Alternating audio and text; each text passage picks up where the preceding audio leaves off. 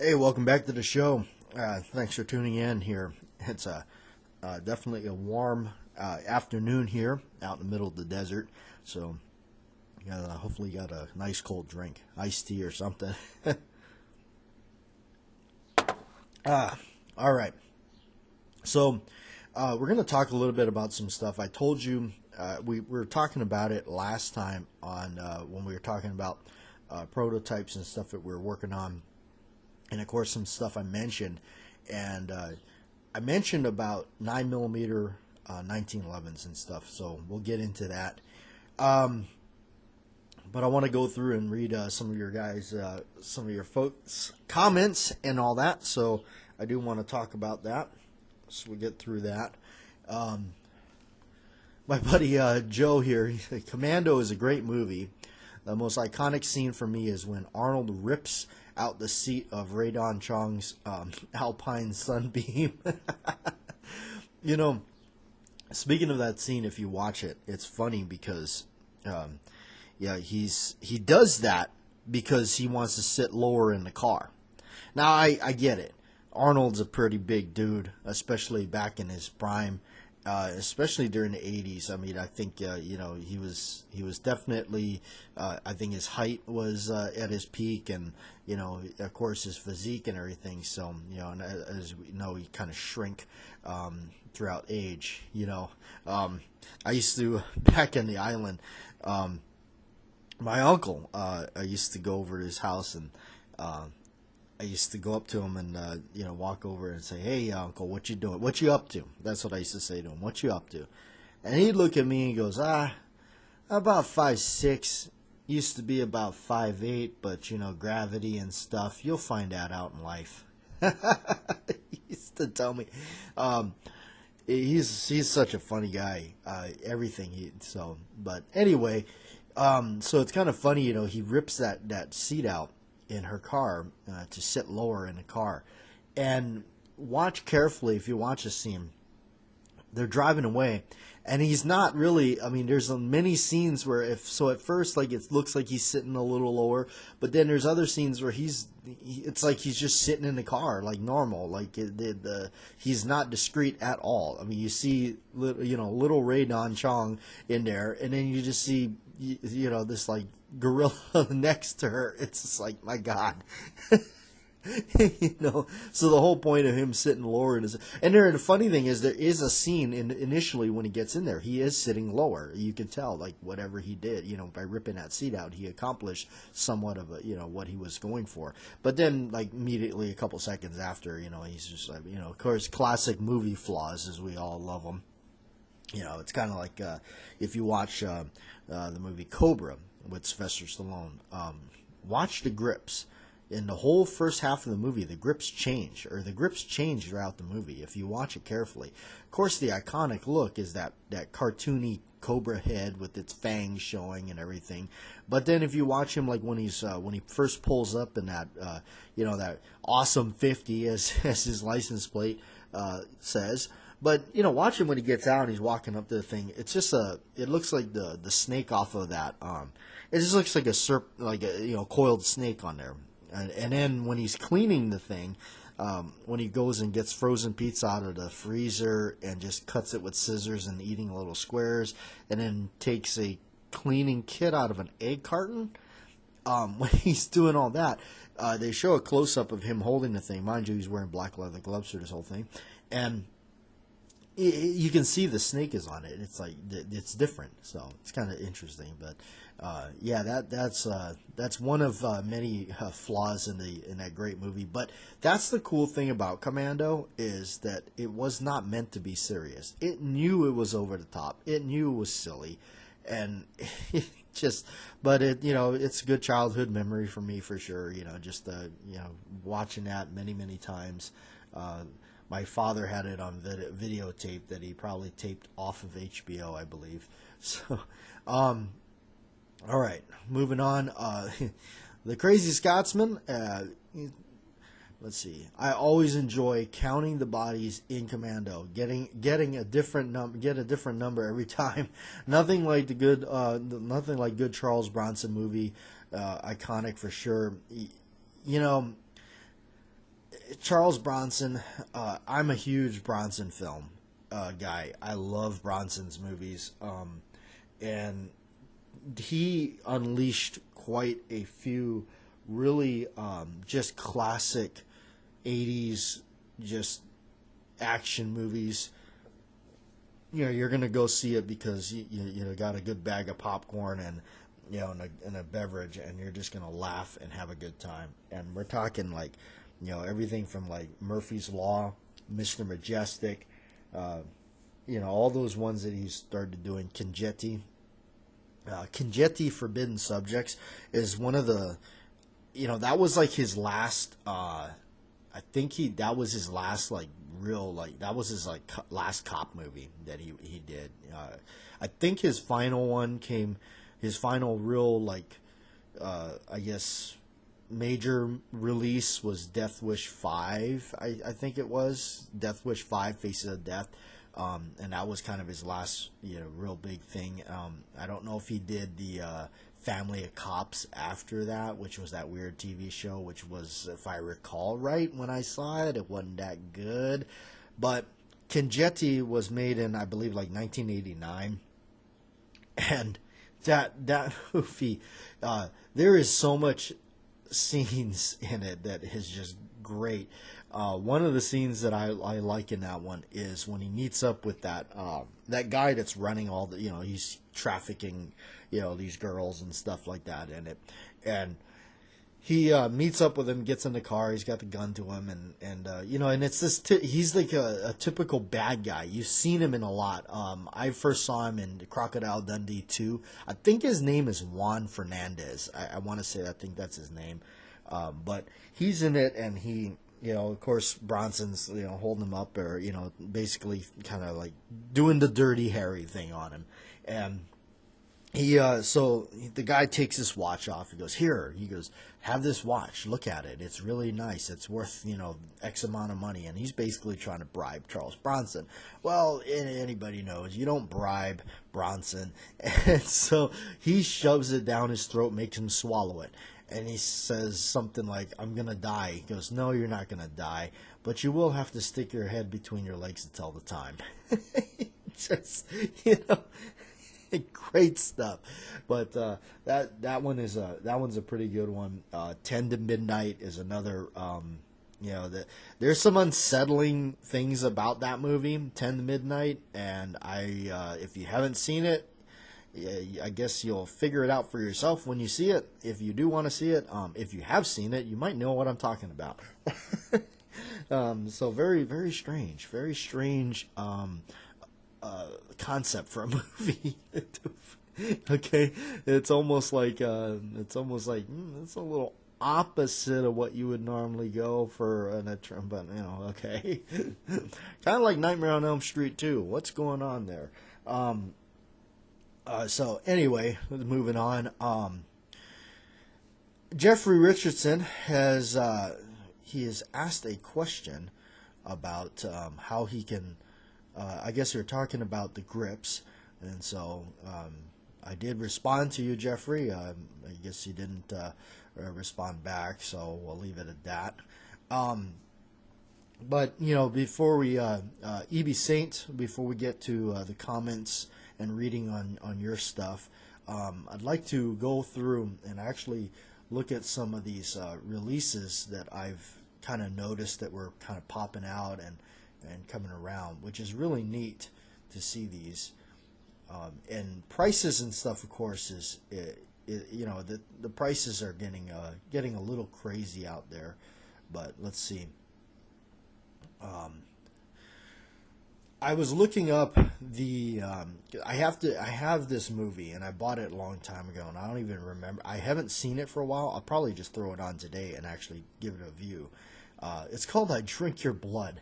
It's a cheesy B movie from I think it was, honestly, I want to say it was in the 70s. I really think that that movie came out originally in the 70s.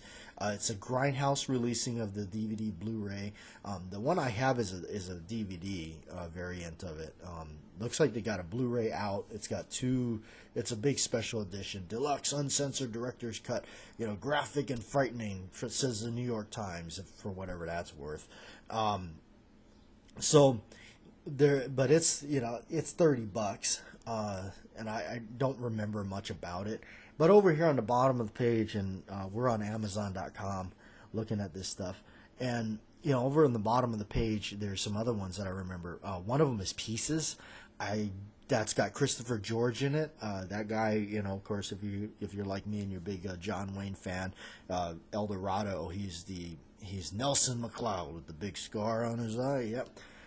Yeah. So he goes, "You didn't give me much chance, did you?" He goes, "No." He goes, "I let a one-armed man take me." So, Pieces of, if I recall that one, I want to say I think I bought that on VHS from Suncoast Videos. Yeah, for those of us that remember Suncoast Videos. And of course, it was probably a very heavily edited copy of it, and that's what's really neat now that we are entering this, where we got a lot of these deluxe and special editions, and these studios taking the time to re-release or restore and preserve some of these. And that's what it is. It boils down to a lot of times where you say, well, why is it so hard to get this certain movie? A lot of times it's because of the studios. It's whoever owns the rights to these things, and it's just difficult to get those rights because these people, they just can't start just going over and just releasing stuff at random. Even though we'd love to have that, but you know, everybody, it's all about money, it's all about rights, and you know, all this stuff, and made up things from a bunch of people that were lazy and didn't want to work. And anyway, so Pieces is, from what I remember about that one, just guys running around chopping people up and basically building, I think it was like a Frankenstein kind of thing. I do recall that one. I wouldn't mind seeing it uncut just for the heck of it, but I do recall very distinctively that it's a pretty bad movie. It's not very good at all. Cat in the Brain, Lucio Fulci. That was, I did see it, and I remember it was kind of one of those hard to get films for a while there. But I also do remember that it's kind of, it's a collage of a lot of his other films. It's like the film is taken a perspective of, he's playing himself. He's actually in the film, but he's playing himself, and he's getting, like, you know, really bad, I guess, PTSD kind of stuff from all the horror movies that he did. And so it's just really just cuts and snippets of, like, all of his other movies. So that's really what that is. Now, there's a few things in it that's new that you haven't seen, but a lot of it is just the cuts of stuff that he's already done. So it's kind of a collage, like a best of, if you would. So Cannibal Holocaust, directed by Ruggero Deodato, I believe. It's an Italian shocker film, cannibal one. If I haven't said it on record here on tape, I will say it again. I'm not a fan of those because of the animal cruelty. I just think that just doing things to those kind of animals just for the sake of being gross is kind of, on the island, for instance, we never hunted for trophy, we hunted for meat. And, yeah. The Beyond, Lucio Fulci, we've talked about that. That's a good one. If you're into Lucio Fulci's movies, The Beyond is definitely a good place to start. Make sure it's definitely the intact film and not the cut and censored one, because it's definitely loaded with awesome effects. I'm a big Tom Savini fan. Tom Savini was the splatter king of the 80s. That guy is the one that brought us Friday the 13th. He's the guy that designed Jason, Dawn of the Dead, Day of the Dead, Night of the Living Dead remake from 1990. Just excellent stuff. Tom Savini is just like, he is just amazing. Amazing talent. His effects definitely stood milestones apart from everything else that was also being slapped together during that time. Not to say there wasn't other good ones, but his stuff definitely was a cut above. All right. Looks like Night of the Living Dead, the original, got a Criterion release. That's kind of interesting. I think that's been out for a while. The original one with that was directed by, of course, George A. Romero back in the 60s. That's kind of neat because that movie didn't really get a kind of a lift off until it was really the drive-in theater kind of thing that made it happen for that one. And I don't think he even got royalties or anything for it. I think he just suffered through that one. Now, I Eat Your Skin is also kind of paired with the I Drink Your Blood thing. I never did see it. Suspiria, and that is the Dario Argento film. I saw it once, don't remember it. That could be good or bad.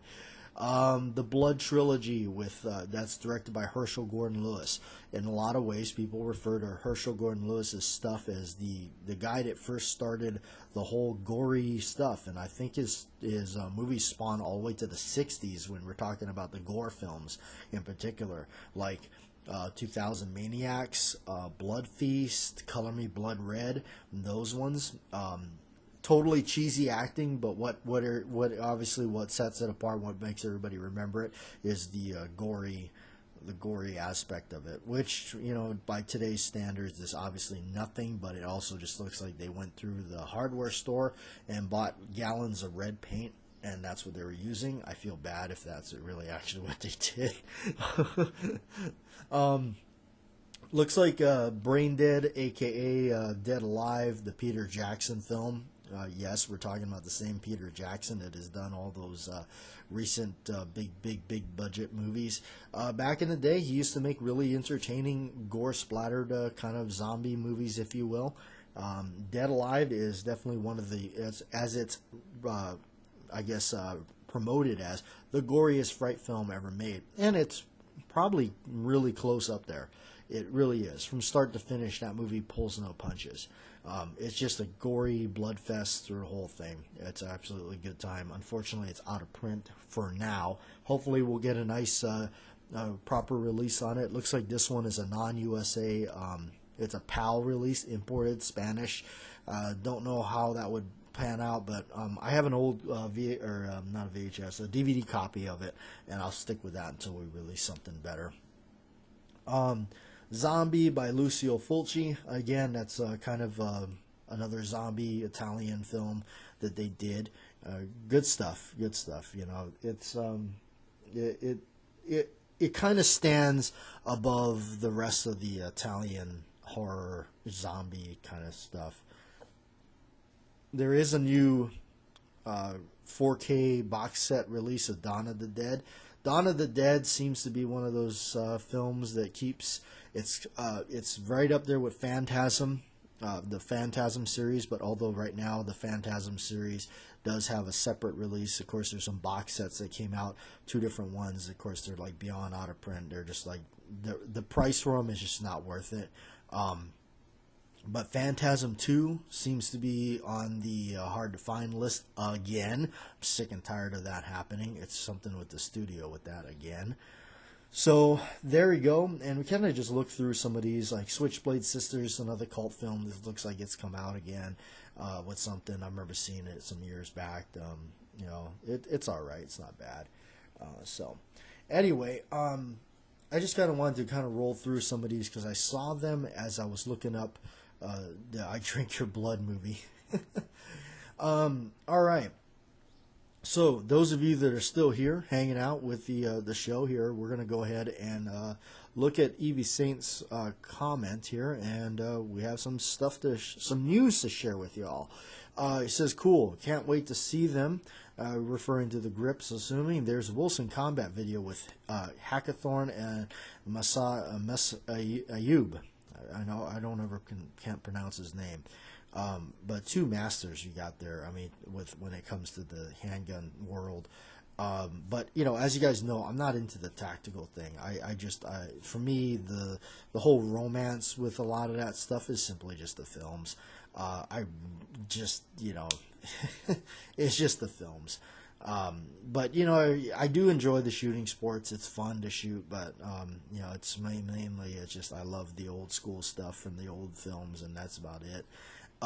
where they discuss their favorite guns. I did see that, by the way, Evie Saint, and it's funny to see Masada Ayub's his favorite Glock is a Glock 30. Very interesting. I did see that. All right, and then we started talking about. I said, in response, I said, I seen that, and I really like Ken Hackathorn's 9mm Commander lightweight gun. That thing is just unbelievable. And he be saying responded by, oh man, so did I. I've had a Commander in 45, but not a lightweight Commander, and never any kind of 1911 and 9mm.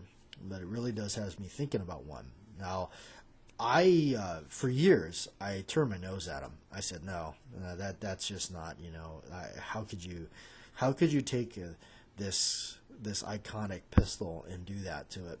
And it wasn't until, I really got interested in him when I found out that Cobra, Sylvester Stallone's character, his commander, or I found out it's not a commander. His 1911, it is a 9mm, and that kind of got me, going on that. It was like, oh, that's kind of neat. And so eventually, and I've always heard from the old guys that were teaching me stuff that hey, they're pretty good. Don't turn your nose up at them. They're a lot smoother to shoot than you think, and yada yada yada.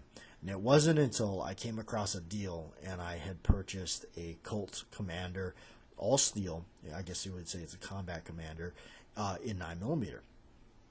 And I shot it, and I just couldn't believe how smooth and just easy shooting it is.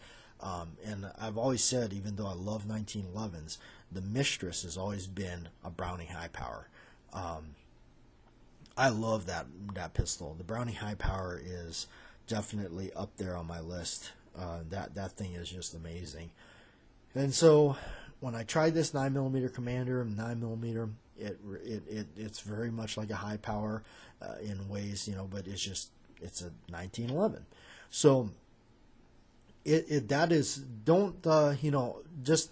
that's what I have to say about that. Is once you shoot one, it's kind of hard. Like, I'm hooked on them. Like, I think they're just amazing. Now, in hindsight of Ken Hackathorn's 1911 Commander and 9mm lightweight, I started thinking about that. I started thinking about the fact that his is obviously a Wilson Combat, and it's like $4,000. And if you're anything like, the vast majority of us, I'm speaking mostly for myself, that's just not feasible for me. I can't do that. Post lottery winnings, why not? But there's other options. You don't have to have a Wilson. And one of the things I like about a lot of the Wilson stuff, and I started noticing this trend with Larry Vickers first, originally, before I started watching a lot of their other stuff, is and I'm sure they're probably not the guys that came up with the color scheme, or maybe they are. But I saw Vickers with a Wilson Combat Vickers Elite 1911, and the color scheme on it was a gray, like a darker gray frame, and a blackened slide. Now I saw that and I said, that is so cool, but I'm not going to go and pay somebody $200-300 so they can do some fancy paint job on my thing and just call it some kind of cool name just so that they can justify the cost on it. So I originally started rattle canning a lot of my stuff, and and basically just in a nutshell, spray paint. Go down to the hardware store, $4, and there you go. And if you really want it to hold up well, buy it at the same time. Spend another $3-4 and buy yourself a can of clear coat. You can pick any one you want. You can do matte, satin, gloss, whatever. I just do satin because it just kind of gives it a nice little shine, a semi-shine touch to it. I don't care about the whole tactical, non-reflective crap. Not my interest. But anyway, that's, to me, that's what I've done. And so that in mind, now that's what Hackathorn's 1911 is. It's a 9mm Commander, lightweight with the gray frame. Just looks unbelievable. Like it, really wanted it, but I don't have that kind of money just to spend on something like that. That's just not really, I can buy a car with that, just for the price of that. So, I'm not part of that elite club where, to me, I just, that's what I do. I reserve, $5,000 to buy a handgun. No, I just not, count me out. Sorry, but anyway, so what I did was, I was looking around on the market, and of course Colt makes one, my favorite brand, but just like I wanted to try something a little bit different, and I noticed that Springfield Armory came out with something recently, and it's called the Ronin, and they have I think they have like a few different ones. They have obviously the full size, which is the 5-inch barreled length, full size model, all steel, and it's a stainless steel frame that's silver, and the black and slide, which is a nice little throwback to the old days of the old Colt. I think they were called like Combat Masters or something like that. So they have it in 45 auto, 9mm, and I guess the 9mm is the kind of the new hotness in the 1911 world. And they got it in 10mm, and then of course they got some Commander models. The Commander models are lightweight frames, and they have it in both 45 and 9. So I was kind of dabbling around, and I was like, I don't know, what do I do? I kind of want one of these things, but what do I want? Do I just want another 45 auto full size, and it's just going to be like, the handful of ones that I already do own? That it's just like it's kind of getting tiresome. How many of these things can you possibly tinker with and just want? So I went and I actually purchased. Finally, I made the decision to do it solely because of Ken Hackathorn's 1911. I went ahead and got a Springfield Armory Ronin Commander model, lightweight frame in 9mm, and I have not shot it yet. So this is the first time I'm actually speaking of it on anything of this platform. Of course, the main channel, I'll eventually show you guys what it looks like. But now, I did do an initial video with it just to show what it looks like. The one things that I did get rid of on it, immediately the first thing I did was remove the grips and the bushings, because the grips they put on it is, and I get it, they were going for the conceal market with it. They're the low profile bushings with the slim grips on it. Not my cup of tea. So I tried to remove the bushings. They red Loctited those things in. That frame is aluminum, so you got to be extremely careful trying to remove those bushings. You don't want to cross thread or damage the threading on the frame, and it was a bitch to do. Croil, a torch, lightly heating it and putting some croil on it, and then pretty much in the end just damaging the bushings to just remove them safely from the frame, to replace them with standard bushings, and to get the my standard grips that I've been making to go on there. So that's one thing I did.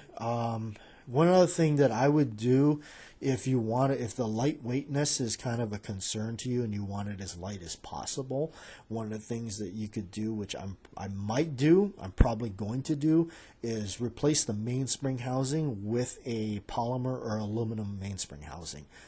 It's something I learned when I built my 22 lightweight, where it's got the lightweight slide and frame and all that stuff like that. Those plastic ones or whatever, turn your nose up at them if you want. They have their place, and in this case, it would hold up to do so. So I might do that. I might replace it just to lighten it up a little bit more, because that, if you think about it, that's a pretty big. It's a block of steel on there. Some people say, "Oh, it doesn't weigh that much." Oh, pick one up. And when you start really trying to cut down, every little number you can, I mean, that's a good place to start. So, but it's really neat. Overall, I like it. It's got a fiber optic front sight. I'm not the biggest fan of those. Although with my eyesight, you would think I would like them. And as far as visibility, absolutely. But I don't like the fact that it's a little piece of plastic on the front of it, and that can just, just break. And I've seen them break, and you got to replace them. That's why in the box, when you buy the thing, they give you 2 little extra strands to replace that thing with when it does break. So I've been thinking about, I may take this thing. I don't know if I want to try it myself with a sight pusher, but I've been thinking that I might replace it with the Wilson Combat gold bead front sight. And so other than that, yeah, the thing is really nice. I'm not the biggest fan of the big extended thumb safety. I'm not a biggest fan of those. So that is probably something I'm going to replace. I don't like the big claw that sticks out. And of course, what did I do? I spray painted the frame gray.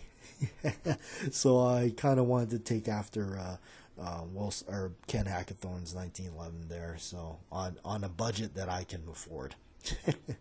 So anyway, there you guys go. Thanks for hanging out and tuning in with us, and we'll catch you next time.